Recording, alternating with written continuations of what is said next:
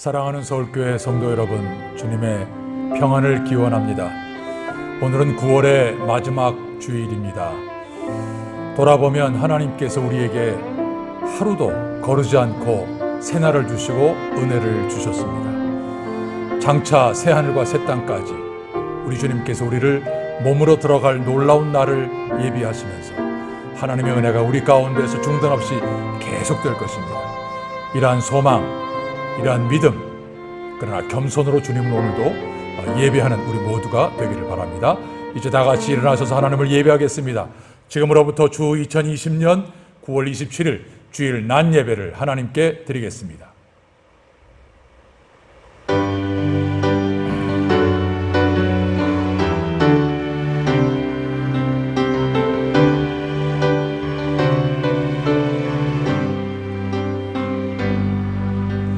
지존하신 주님 이름 앞에 모두 무릎 꿇고 다 경배해. 거룩하신 주님 보좌 앞에 엎드려 절하세.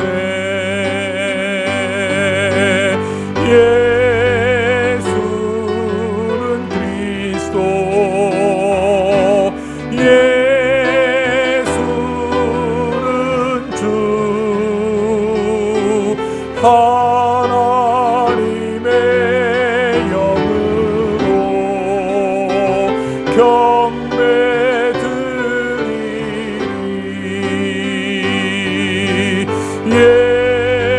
예수는 그리스도, 예수는 주. 하나님의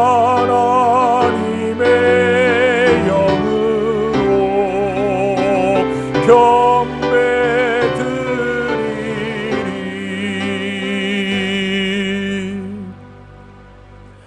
너희 모든 나라들아 여호와를 찬양하며 너의 모든 백성들아 저를 칭송할지어다. 우리에게 향하신 여호와의 인자하심이 크고 진실하심이 영원함이로다. 하나님은 영이시니 예배하는 자가 신령과 진정으로 예배할지니라. 아멘.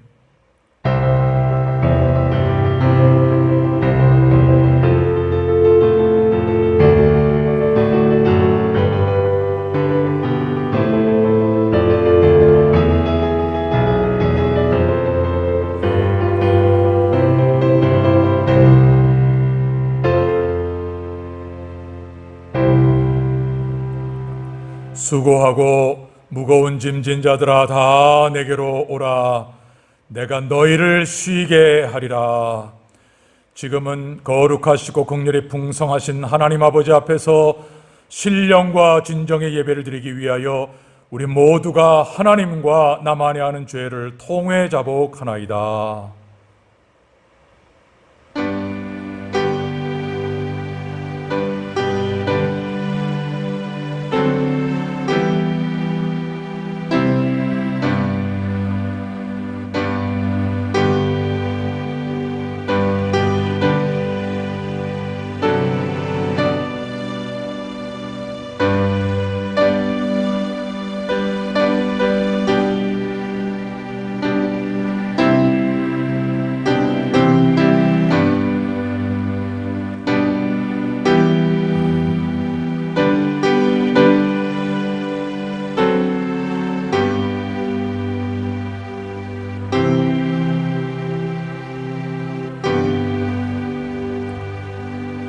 그러므로 이제 그리스도 예수 안에 있는 자에게는 결코 정죄함이 없나니 이는 그리스도 예수 안에 있는 생명의 성령의 법이 죄와 사망의 법에서 너를 해방하였음이라. 아멘.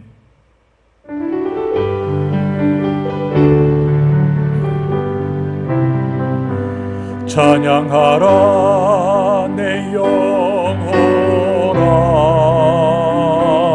찬양하라 내 영혼아. 내 속에 있는 것들아 다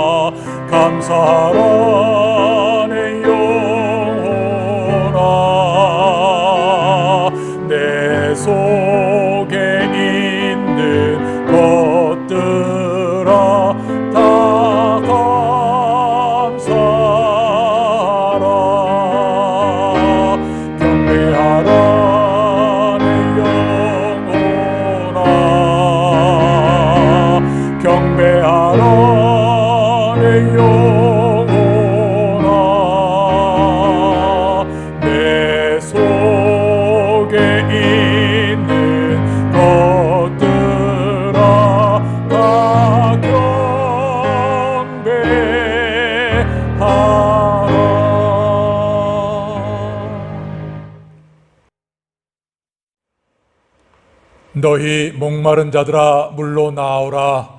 돈 없는 자도 오라. 너희는 와서 사 먹되 돈 없이 값 없이 와서 포도주와 젖을 사라. 너희가 어찌하여 양식 아닌 것을 위하여 은을 달아주며 배부르게 못할 것을 위하여 수고하느냐. 나를 청종하라. 그리하면 너희가 좋은 것을 먹을 것이며 너희 마음이 기름진 것으로 즐거움을 얻으리라. 너희는 귀를 기울이고 내게 나와 들으라. 그리하면 너희 영혼이 살리라. 내가 너희에게 영원한 언약을 세우리니 곧 다윗에게 허락한 확실한 은혜니라. 너희는 여호와를 만날 만한 때에 찾으라. 가까이 계실 때에 그를 부르라. 악인은 그 길을, 불의한 자는 그 생각을 버리고 여호와께로 돌아오라. 그리하면 그가 긍휼히 여기시리라. 우리 하나님께로 나오라. 그가 널리 용서하시리라. 아멘.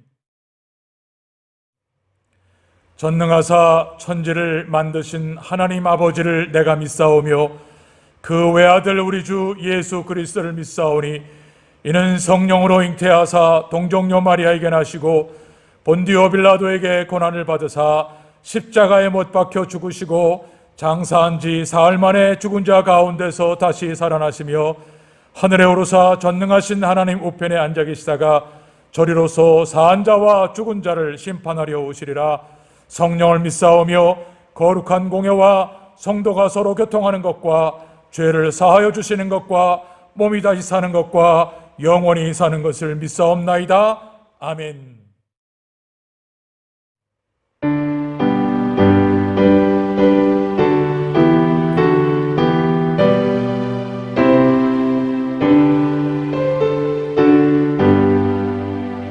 주 예수 이름 높이요 다 찬양하여라. 금연류관을 들여서 만유의 주 찬양. 금연류관을 들여서 만유의 주 찬양. 주 예수 당한 고난을 못 잊을 죄이나 내 귀한 몸에 바쳐서 만유의 주 찬양. 내 귀한 몸에 바쳐서 만유의 주 찬양.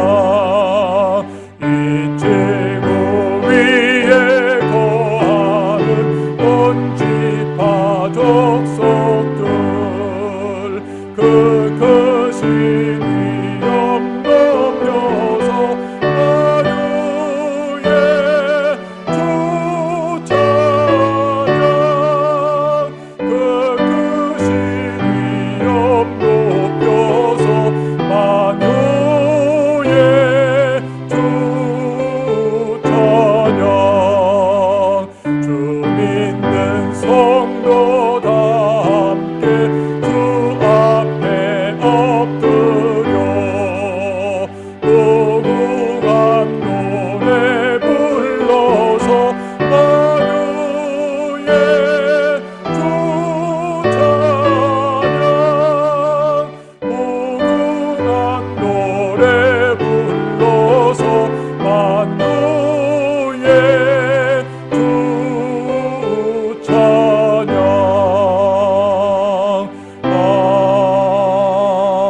아멘.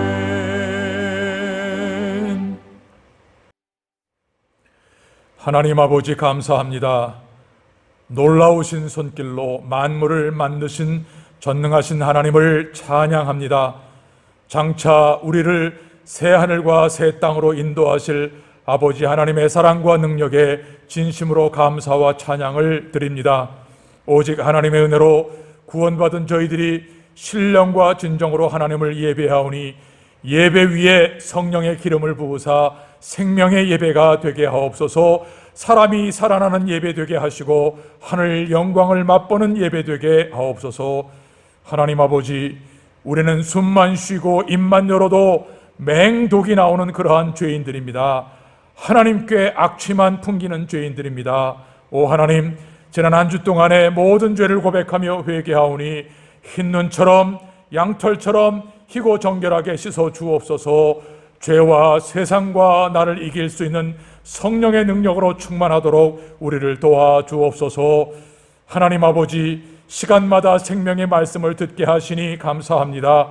오늘도 주신 말씀으로 나의 영혼과 골수까지 새로워지는 능력을 체험하게 하옵소서.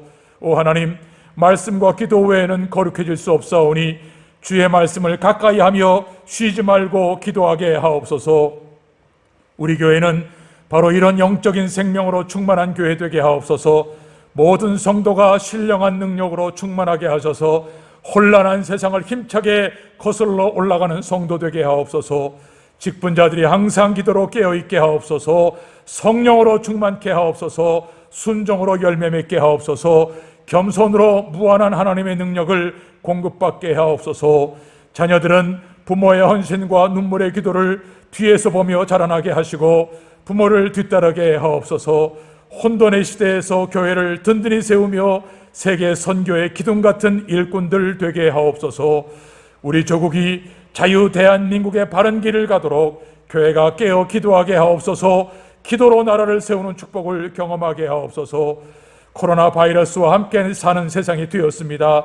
지치지 않게 하시고 낙심하지 않게 하옵소서. 지나온 날을 돌아보며 날마다 새로워지는 복을 경험하게 하옵소서. 모든 예배를 주님께 의탁하옵고 예수님 이름으로 기도합니다. 아멘.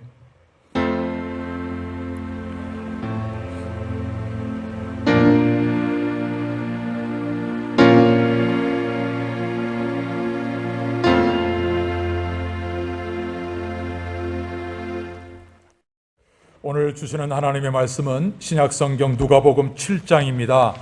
누가복음 7장 18절부터 28절까지 말씀입니다. 누가복음 7장 18절부터 28절까지의 말씀을 저와 한 절씩 나누어서 활기차게 하나님 말씀을 교독하겠습니다. 제가 먼저 18절을 읽겠습니다. 요한의 제자들이 이 모든 일을 그에게 고하니 요한이 그 제자 중 둘을 불러 주께 보내어 가로되 오실 그이가 당신이오니까 우리가 다른 일을 기다리오리까 하라 하매 저희가 예수께 나아가 가로되 세례 요한이 우리를 보내어 당신께 말하기를 오실 그이가 당신이오니까 우리가 다른 일을 기다리오리까 하더이다 하니 마침 그 시에 예수께서 질병과 고통과 및 악귀 들린 자를 많이 고치시며 또 많은 소경을 보게 하신지라 대답하여 가라사대 너희가 가서 보고 들은 것을 요한에게 고하되 소경이 보며 안진뱅이가 걸으며 문둥이가 깨끗함을 받으며 귀머거리가 들으며 죽은 자가 살아나며 가난한 자에게 복음이 전파된다 하라. 누구든지 나를 인하여 실족하지 아니하는 자는 복이 있도다 하시니라. 요한에 보낸 자가 떠난 후에 예수께서 무리에게 요한에 대하여 말씀하시되 너희가 무엇을 보려고 광야에 나갔더냐? 바람에 흔들리는 갈대냐? 그러면 너희가 무엇을 보려고 나갔더냐? 부드러운 옷 입은 사람이냐? 보라, 화려한 옷 입고 사치하게 지내는 자는 왕궁에 있느니라. 그러면 너희가 무엇을 보려고 나갔더냐? 선지자냐? 옳다. 내가 너희에게 이르노니 선지자보다 나은 자니라. 기록된 바 보라, 내가 내 사자를 네 앞에 보내노니 그가 네 앞에서 네 길을 예비하리라 한 것이 이 사람에 대한 말씀이라. 내가 너에게 말하노니 여자가 낳은 자 중에 요한보다 큰 이가 없도다. 그러나 하나님의 나라에서는 극히 작은 자라도 저보다 크니라 하시니. 아멘.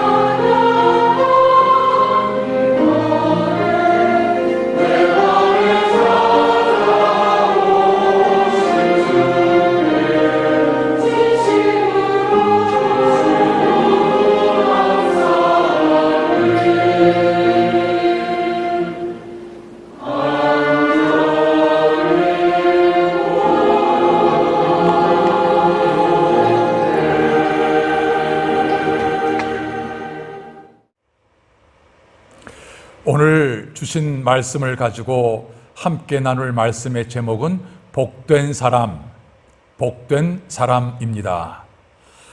자, 23절에 누구든지 나를 인하여 실족하지 아니하는 자는 복이 있도다 하시니라.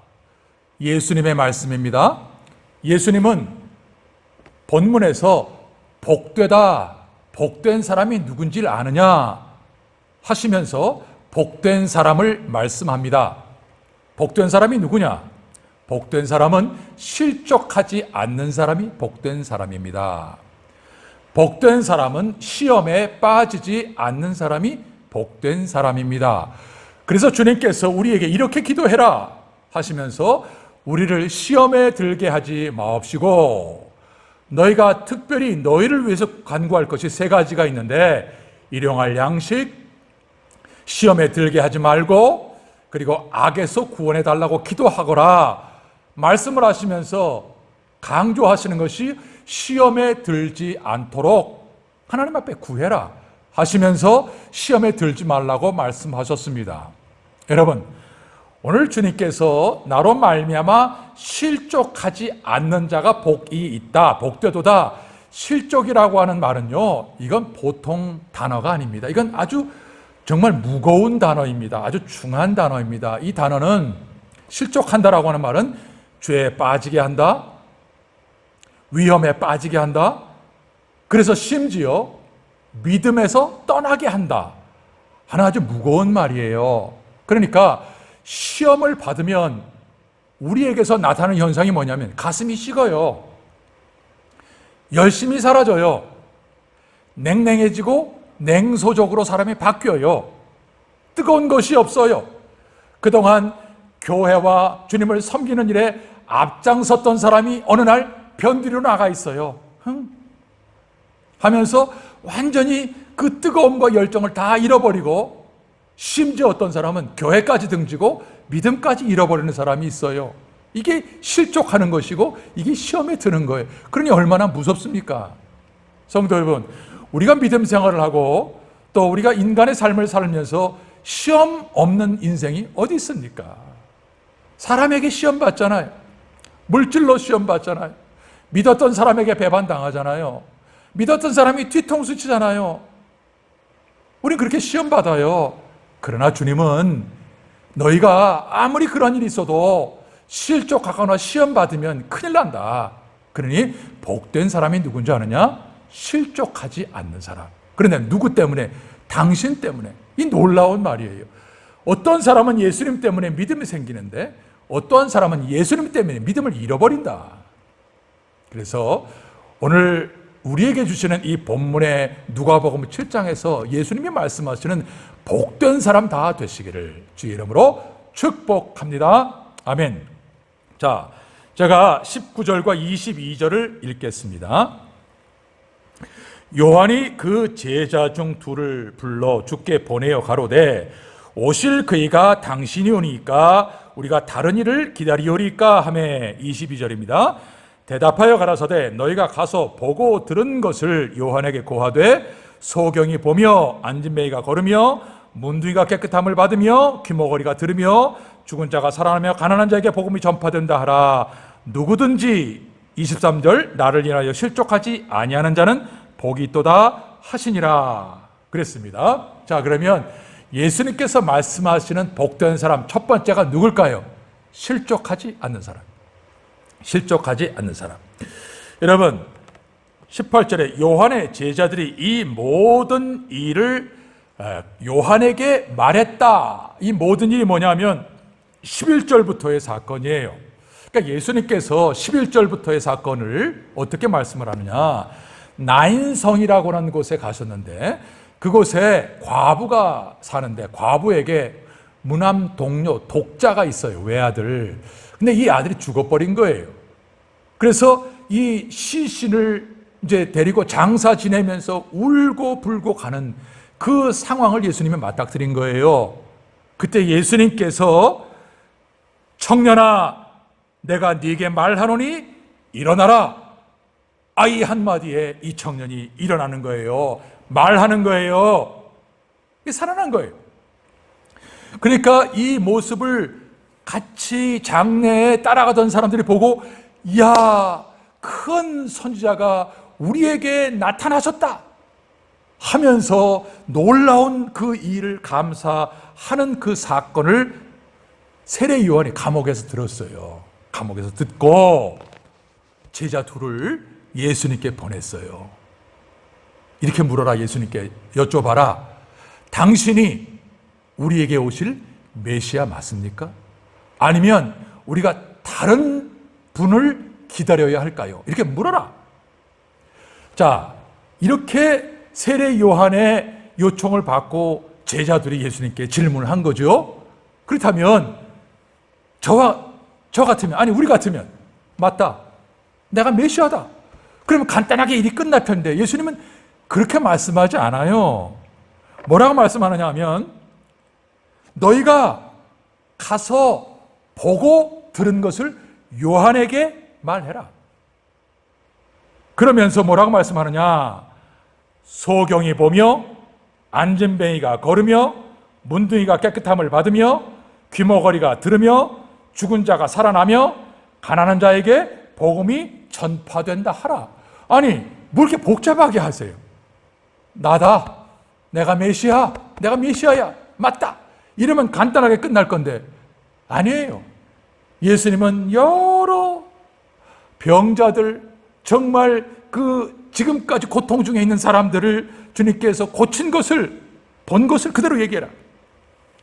여러분, 이 말씀은요, 이사야 35장의 예언이에요.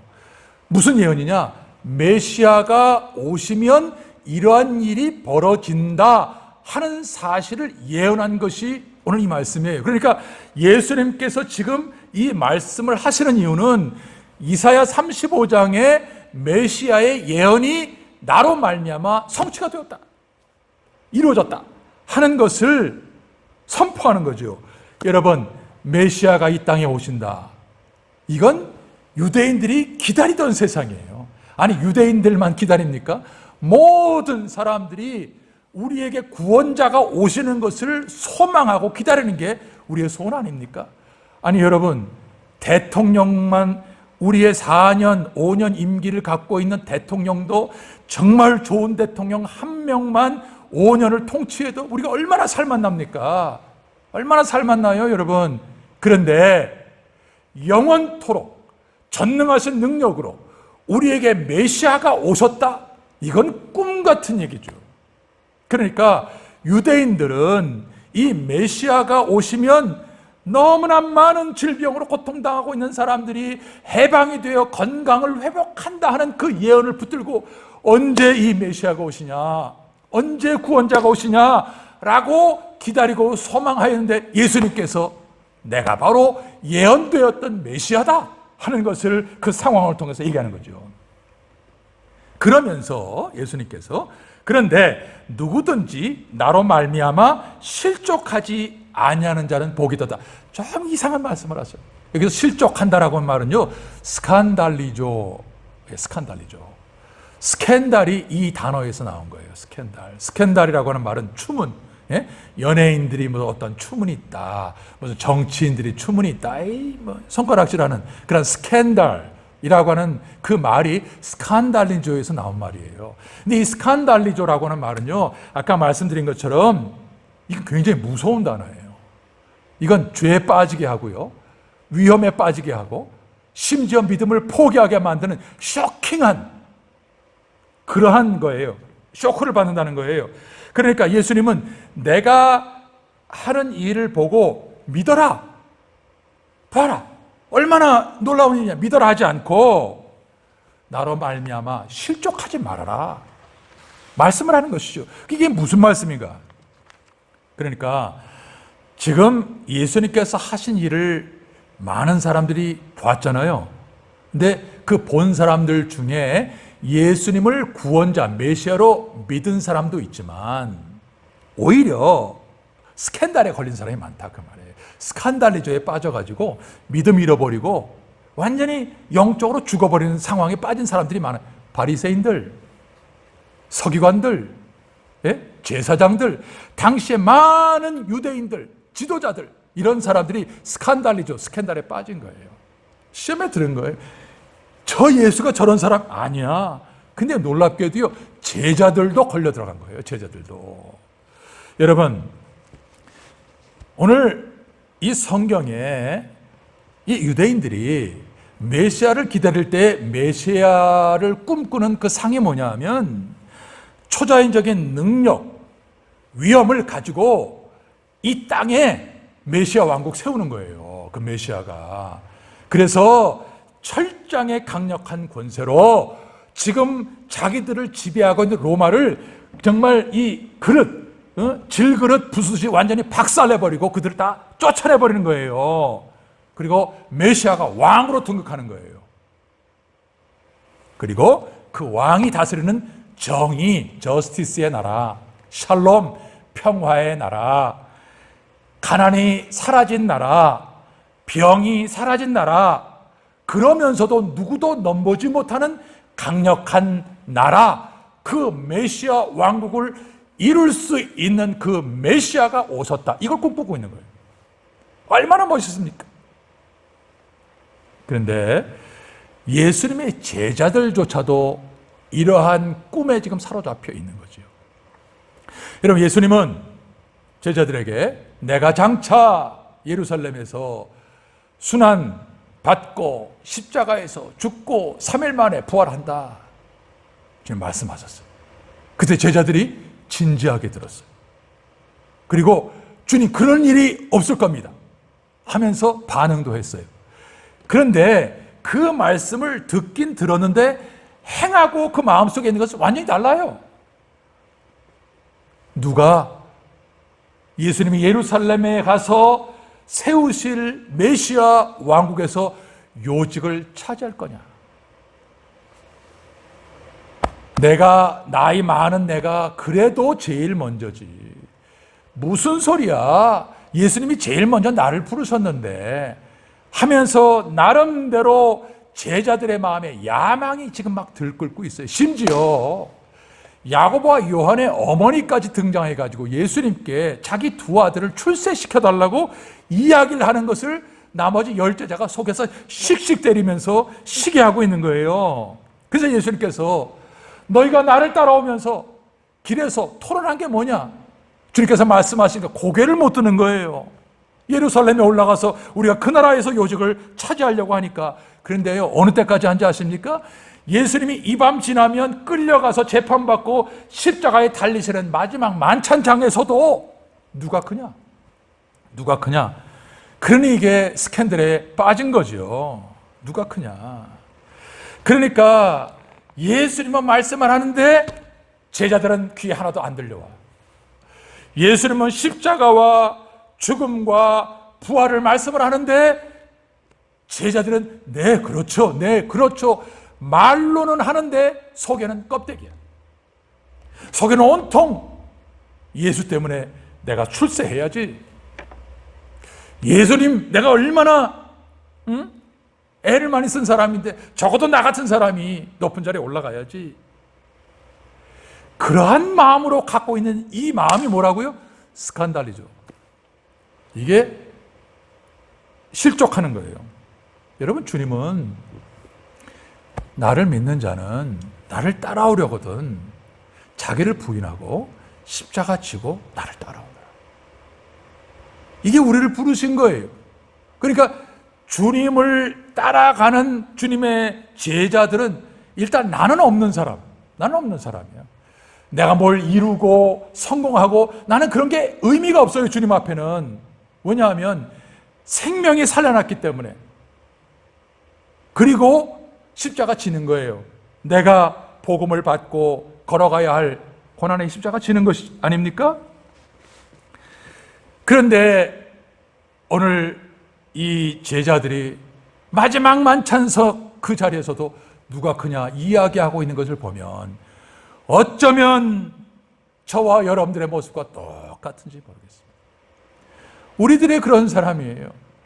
우리들은 무한한 은혜와 능력 속에 하나님의 은혜를 받고 살아가면서도 주님 앞에 끊임없이 내가 잘 돼야 되고 내가 잘 살아야 되고 내가 복받아야 되고 이것을 붙들고 예수님을 이용하려고 하니까 실족하죠.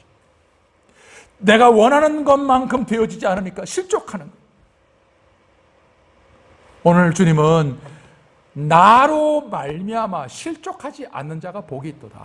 기억하십시오. 오늘 우리가 예수님 때문에 내가 잘 돼야 된다, 예수님 때문에 나는 성공하고 예수님 때문에 우리 자식들 다 잘 돼야 되고, 이런 마음 갖고 있으면 그 사람은 예수 잘못 믿는 겁니다. 그 사람의 믿음은 얼마 못 있다가 파산할 수도 있습니다. 왜냐하면 실족하는 자리에 지금 있기 때문에. 그러나 오늘 복된 사람은 누구냐? 아닙니다. 주님 주신 은혜로만도 나는 드릴 말씀이 없습니다 할 때에 그 사람이 복된 사람이다 말씀하는 것이죠. 자, 두 번째, 누가 복된 사람이냐? 24절부터 27절을 제가 읽어보겠습니다. 요한에 보낸 자가 떠난 후에 예수께서 무리에게 요한에 대하여 말씀하시되 너희가 무엇을 보려고 광야에 나갔더냐? 바람에 흔들리는 갈대냐? 그러면 너희가 무엇을 보려고 나갔더냐? 부드러운 옷 입은 사람이냐? 보라, 화려한 옷 입고 사치하게 지내는 자는 왕궁에 있느니라. 그러면 너희가 무엇을 보려고 나갔더냐? 선지자냐? 옳다, 내가 너희에게 이르노니 선지자보다 나은 자니라. 기록된 바 보라, 내가 내 사자를 네 앞에 보내노니 그가 네 앞에서 네 길을 예비하리라 한 것이 이 사람에 대한 말씀이라. 자, 첫 번째는 실족하지 않는 사람이 복 있는 사람이고요. 둘째는 세례 요한과 같은 사람이 복된 사람이에요. 자, 예수님은 누구든지 나로 말미암아 실족치 않는 자는 복이 있다 하시면서 한 사람을 소개하셔요. 그 사람이 세례 요한이에요. 여러분, 세례 요한은요, 자기를 위해서 성취한 게 nothing, 하나도 없는 사람이에요. 나다. 그는 소유가 없어요. 무소유자예요. 그는 최소한의 입을 옷, 최소한의 먹을 것만 갖고 극히 청빈하게 살았어요. 그러면서 그가 하는 일은, 사명은 메시아의 길을 준비하는 거예요. 그는 자기의 사명을 감당하기 위해서 필요한 물질이 거의 없어요. 그러나 죄에 대해서는 단호하고 강력하게 추상과 같이 외쳤어요. 여러분, 여러분보다 높은 사람들, 지도자 앞에서 큰 소리 칠 수 있어요? 대통령 앞에서 당신 그러면 안 됩니다, 이야기를 못 봤어요. 저는 그런 사람, 저도 자신이 벌렁벌렁해요.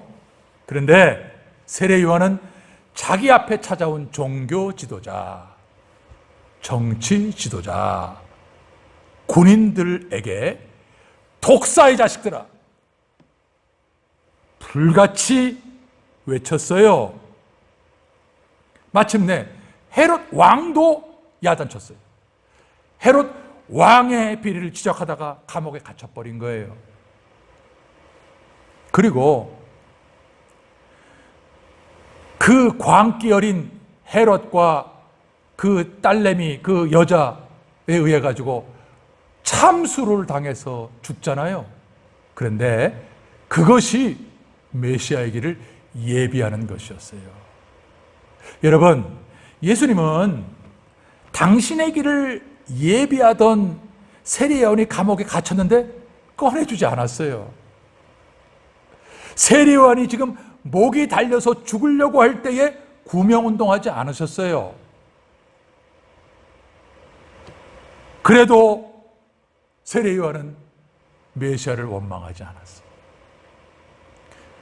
아니, 그럴 수 있습니까?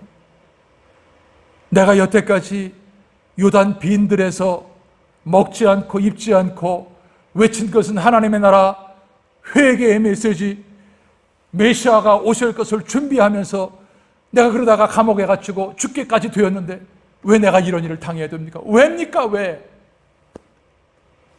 원망하지 않았어요. 그가 고백한 것은 그는 메시아는 흥하여야 하겠고 나는 쇠하여야 하리라, 이 말이 진짜였어요. 그는 그렇게 해서 그의 역사를 마감하고 사라진 것이죠. 여러분, 이게 무슨 모습인지 아십니까? 이게 겸손입니다. 나는 마음이 온유하고 겸손하니 내게 와서 내 멍에를 메고 나를 배우라. 겸손은요, 이런 거예요.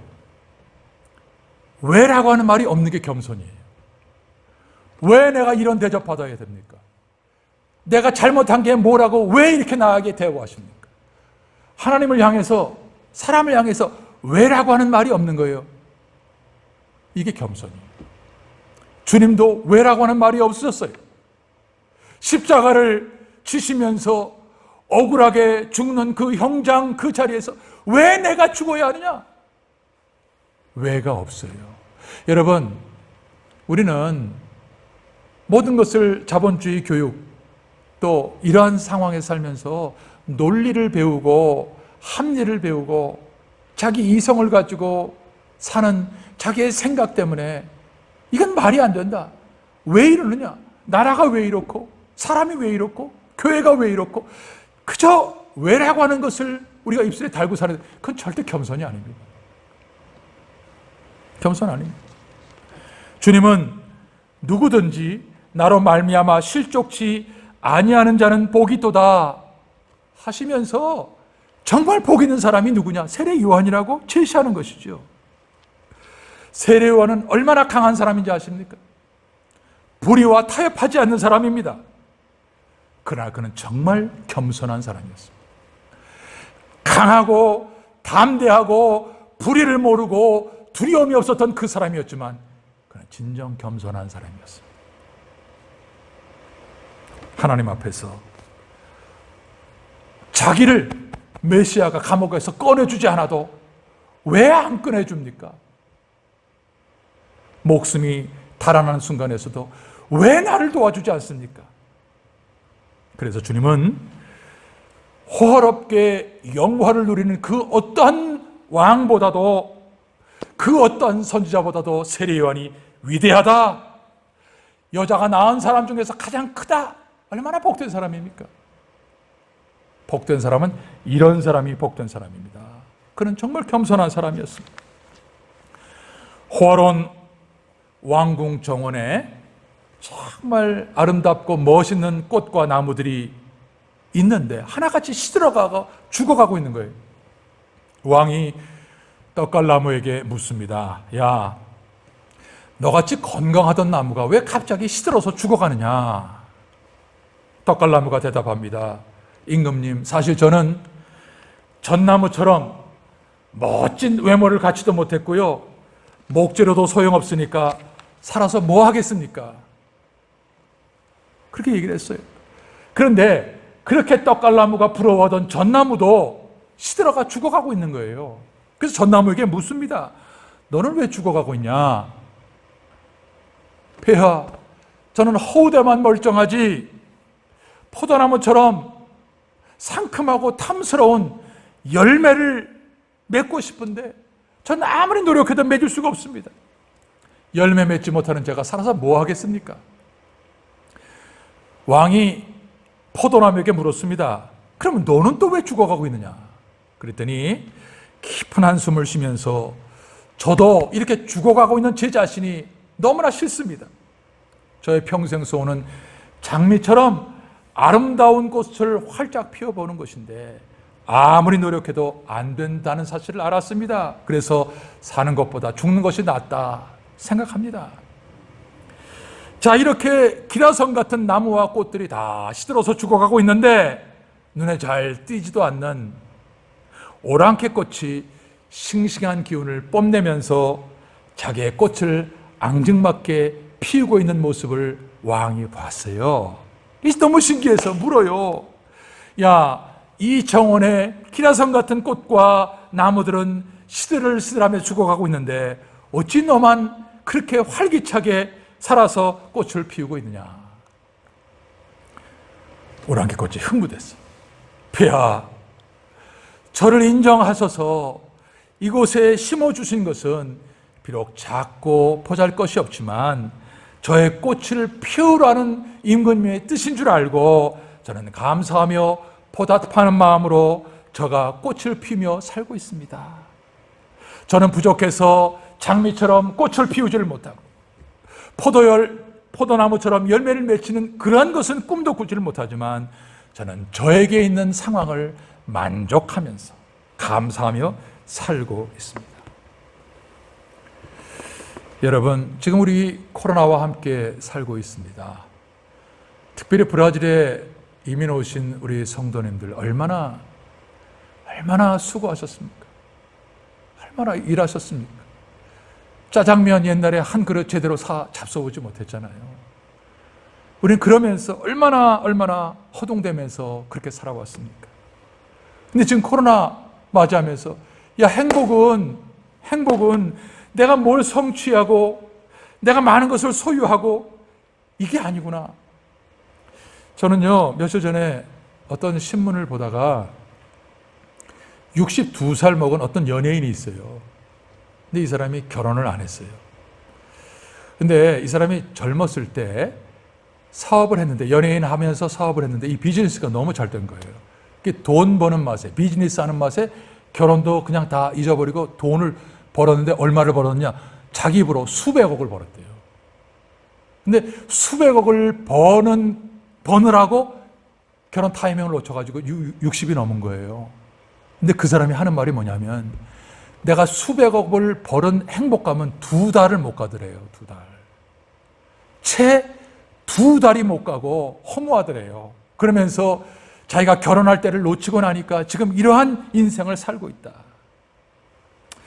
여러분, 이게 행복은 많은 것을 소유했다, 내가 성취한 것이 있다, 이게 아니에요. 여러분, 저는 성경에서 말씀하고 있는 우리 인생의 정상적인 모습이 때가 되면 결혼하는 겁니다. 여러분, 결혼이 뭐가 결혼인지 아십니까? 여자는 엄마가 되는 게 결혼이고요, 남자는 남편이 되는 게 결혼이에요. 여러분, 남자로 살고 여자로 살면 자기 몸뚱이 하나 편안하게 살다가 죽으면 끝입니다. 그러나 엄마가 되고 아빠가 되면 헌신이 뭔 줄 알아요. 자식을 키우면서 발 동동 굴르면서 정말 눈에 넣어도 아프지 않는 그 사랑의 마음을, 하나님의 사랑을 깨닫는 거예요. 자식이 아프면 내가 아픈 것보다 더 아픔을 느끼면서 끌어안고 병원으로 그냥 가는 거예요. 내가 벌고 땀 흘리고 수고하는 것들이 자식을 더 잘 되게 하는 것이라고 한다면 피곤하지가 않고 곤고한 게 없는 거예요. 그래서 결혼이 중요한 겁니다, 여러분. 결혼을 해야 남자로 끝나던 사람이 아버지로 끝나는 겁니다. 여자로 끝날 사람이 아내로 끝나고 엄마로 끝나는 겁니다. 여러분, 그래서 우리가 이러한 생각을 할 때에 겸손이라고 하는 것은 내가 가지지 못해도 감사할 수 있구나. 하나님 왜 이러십니까가 아니라 하나님 주신 은혜도 감사합니다. 원망, 시비, 비난을 받아도 내가 뭘 잘못했다고 나서는 게 아니라, 하나님, 저 사람들이 나를 원망하고 시비하는 것은 얼마 나에 대해서 잘 모르니까 저 정도밖에 못하지, 내가 정말 어떤 사람인 줄 알면은 나는 얼굴도 못 달 사람입니다. 그런데 저 정도만 하는 것도 감사합니다. 여러분, 이게 겸손의 복입니다. 여러분, 아스피린 아시죠? 아스피린이 처음에는 두통 때문에 생긴 약 아닙니까? 그런데 어느 날 혈전을 용해시키는 거예요. 피가 뭉쳐지는 것을 풀려주는 거니까 이게 머리 아픈 사람이 먹다가 이제는 연세 드신 분들이 피가 이걸 나시는 거예요. 그런데요, 아직까지 아스피린의 그 약효가 다 규명되지 않았대요. 얼마나 또 많이 있는지 모른대요. 겸손이 그런 거예요. 겸손은 효능을 다 카운트할 수가 없을 정도로 무궁무진한 거예요. 무궁무진한 거예요. 모든 사람들이 기다리던 메시아 아닙니까? 그런데 교만한 사람 메시아를 못 만나요. 제자들도 예수님 따라다녔지만 메시아는 못 만났잖아요. 왜냐하면 자기가 생각하는 메시아가 아니니까요. 예수님이 당신을 보여주셨지만 보지 못하고 믿지 못하는 것이죠. 그러니까 자기들이 상상한 대로 위대한 능력을 가지고 로마를 부순 그러한 나라에서 더 많은 지분을 갖고 살아가는 것. 그러니까 마지막 예루살렘에 올라가시는 그 예수님과 함께 가면서도 길에서 싸우는 거 아닙니까? 이게 왜요? 교만이잖아요, 교만. 예? 교만이잖아요. 그래도 내가 너보다 낫지. 그래도 요한 너보다 낫지. 그래도 나이 먹은 베드로 내가 낫지. 아니에요, 여러분. 겸손은 나보다 남을 낮게 여기는 겁니다. 여러분, 교만한 사람은요, 자기가 교만한 걸 잘 몰라요. 특별히 머리가 나쁘면서 교만한 사람은 웬만하면 자기 교만을 다 아는데 머리가 좋은 채로 교만하면 속여요. 겸손한 것처럼. 아닙니다, 여러분. 누가 복된 사람일까요? 세례 요한인데 결국 세례 요한은 어떤 사람으로 주님께서 칭찬받으셨지요? 겸손한 사람이었습니다. 겸손한 사람. 남을 나보다 낫게 여기는 것입니다. 자, 마지막 세 번째로 28절을 제가 읽겠습니다. 내가 너에게 말하노니 여자가 낳은 자 중에 요한보다 큰 이가 없도다. 그러나 하나님의 나라에서는 극히 작은 자라도 저보다 크니라 하시니. 주님께서 말씀하시는 복된 자는 첫째, 실족하지 않는 자. 둘째, 세례 요한과 같은 사람, 겸손한 사람인데, 세 번째로 누가 복된 사람이냐? 성령의 사람이에요. 그러니까 세례 요한보다 더 큰 사람, 더 복받은 사람이 있어요. 그 사람이 성령의 사람이에요. 여러분, 구약의 선지자들 중에서 가장 위대한 선지자가 오늘 주님 말씀하신 것처럼 세례 요한이에요. 왜냐하면 과거의 선지자들은 메시아를 멀리서 바라만 보고 예언만 하고 사라졌어요. 근데 세례 요한은 메시아를 봤어요. 유일한 사람. 모세로부터 엘리야, 엘리사, 여러 주의 종들이 이사야 메시아를 예언하고 메시아를 바라보았지만 그림자만 본 거죠. 그러나 세례 요한은 하나님의 눈으로 메시아를 직접 자기의 눈으로 보면서 가리키면서 증거했어요. 그래서 여자가 낳은 자 중에 세례 요한보다 큰 자가 없습니다. 그러나 그가 아무리 위대한 선지자라도 성령의 사람보다는 못해요. 성령의 사람은 예수님의 말씀을 듣고 성령으로 성령의 시대에 사명을 감당하는 사람이에요. 그러니까 구약 시대의 성도들과 신약 시대의 사람들은 능력으로 따지면 비교할 수가 없는 거예요. 왜냐하면 강력한 말씀의 능력이 있고 성령이 우리와 함께 하시는 성령의 역사가 있기 때문에. 여러분, 우리는 예수님의 십자가가 무엇인지, 부활의 의미가 무엇인지, 승천하시고 우리에게 보내주신 성령이 무엇인지, 구원의 비밀을 다 알아요. 이제는 우리는 성경을 통해서 다 알아요. 그리고 우리에게 그 믿음을 갖고 있는 한 성령이 계속해서 부어주시는 능력이 있어요. 이 능력을 놀랍게도 천사들에게 맡기지 않고 저와 여러분들에게, 연약한 종들에게 맡기셨죠. 그러니까 우리는 주님이 주신 능력으로 하나님의 나라를 이제는 마음껏 확장시킬 수가 있는 겁니다. 그 예가 사도행전에 나오잖아요. 한 번 설교에 3,000명이 회개하고 오순절에 성령이 임했을 때에 완전히 다른 사람으로 바뀌잖아요. 입에서 하나님의 메시지가 마치 막 콸콸 쏟아지는 것처럼. 여러분, 이겁니다. 세상에서 가장 복받고 위대한 일이 사람이 변하는 거예요. 성령 아니고는 사람이 변하지 않아요. 우리는 그런 성령 시대에 살고 있잖아요. 이 은혜와 능력이 신약의 교회 안에 있고 저와 여러분들에게 있잖아요. 그러니까 정말 복받은 사람이 저와 여러분들이에요. 세 가지입니다.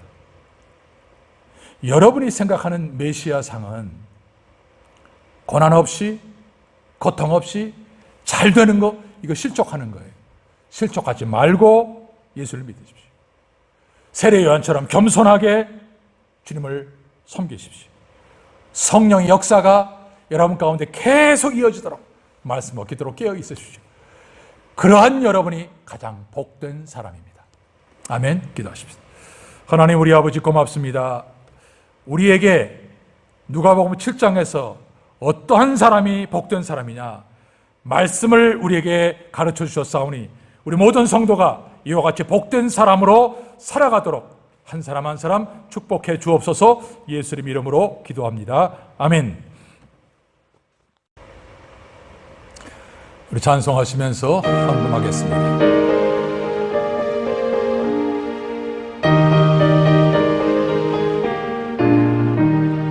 세상 모든 풍파노를 흔들어 약한 마음 낙심하게 될 때 내려주신 주의 복을 세어라.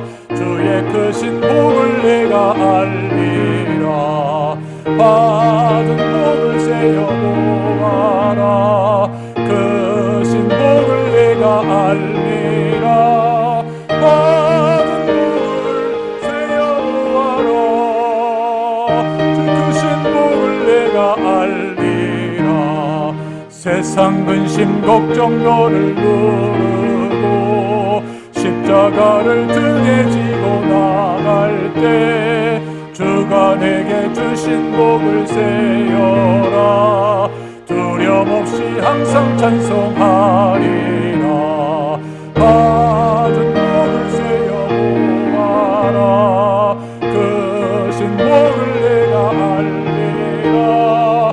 받은 복을 세어 보아라. 주의 크신 복을 내가 알리라.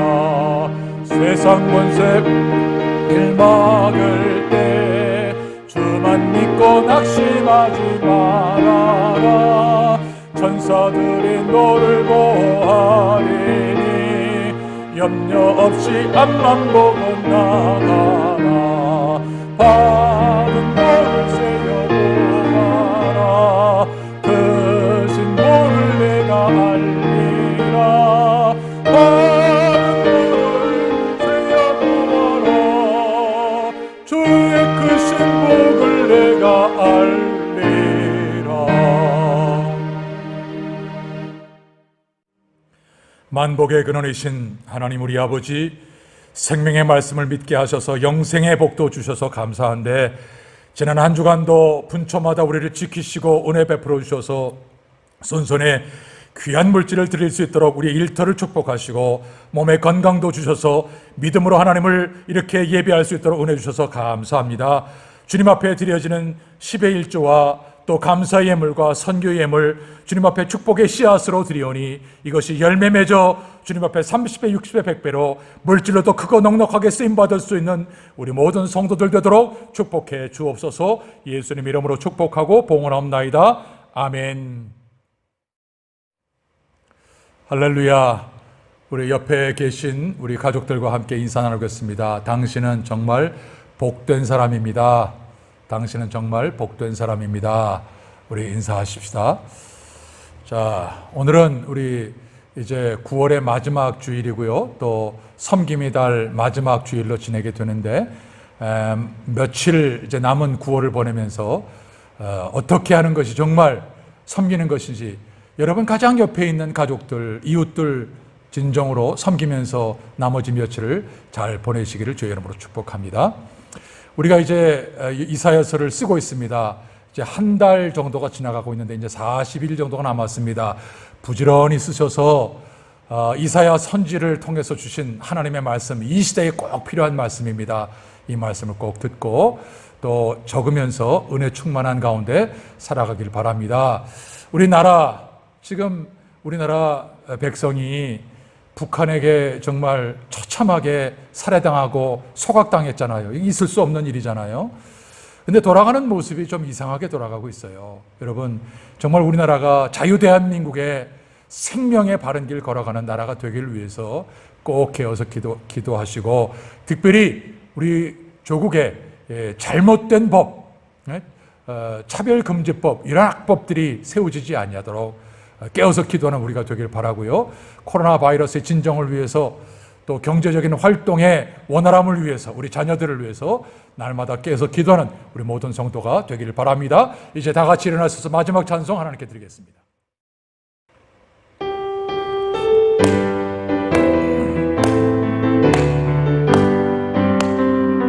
주 하나님 독생자 예수 날 위하여 오시었네. 내 모든 죄 다 사시고 죽음에서 부활하신 나의 구세주, 그 언젠가 주 뵐 때까지 주를 위해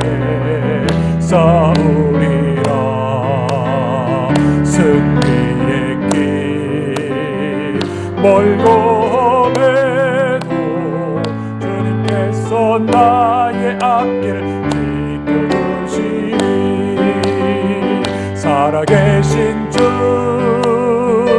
나의 참된 소망 걱정 근심 전혀 없네 사랑의 주의 갈길 인도하니 내 모든 삶의 기쁨을 충만하네 살아계신 주 나의 참된 소망 걱정 근심 전혀 없네 사랑의 주의 갈길 인도하니 내 모든 삶의 기쁨 늘 충만하네. 몸이 아프신 분들은 믿음으로 환처에 손을 얹길 바랍니다. 기도의 제목이 있은 분들은 가슴에 손을 얹길 바랍니다. 기도하겠습니다. 오 하나님, 우리에게 예수의 이름의 권세를 주신 것을 감사합니다. 예수의 이름의 권세로 그 어떤 것이라도 명령하고 또 명령할 때에 주님의 능력이 우리 가운데 나타남을 분명히 믿사오니 이 시간 믿음으로 환처에 손을 얹은 우리 모든 성도님들 주님께서 이 시간 예수의 이름의 권세로 물리쳐 주옵소서. 이 시간 내가 나사렛 예수의 이름으로 명하노니 정수리부터 발끝까지 우리 사랑하는 성도를 괴롭히는 모든 악한 병만은 묶음을 놓고 떠나갈지어다. 주님께서 베풀어 주시는 치료의 광선 아버지 구석구석 비춰주게 하셔서 세포가 살아나게 하시고 건강이 회복되게 하시고 은혜 가운데 세임을 받는 축복의 권석 되게 해 주옵소서. 하나님, 기도의 제목이 있어 가슴에 손을 얹었습니다. 정말 내일이 보이지 않고 앞날이 보이지 않고 어찌할꼬 주님의 은혜만을 간구하고 있는 우리 많은 성도님들, 오 간구하오니 피할 길이 있음을 믿습니다. 우리가 감당하지 못할 시험을 주지 않는다고 말씀하신 주의 약속의 말씀을 믿사오니 우리 모든 성도들 한 걸음 한 걸음 말씀의 빛으로 비춰주시고 말씀이 등이 되어 저들의 발걸음을 인도하여 주옵소서. 지금은 우리 주 예수 그리스도의 은혜와 하나님 우리 아버지의 사랑과 성령의 감화 교통하심이 오늘 하나님을 예비하는 모든 성도님들과 가정과 성도와 교회 위에 지금부터 영원토록 함께 있을지어다. 아멘.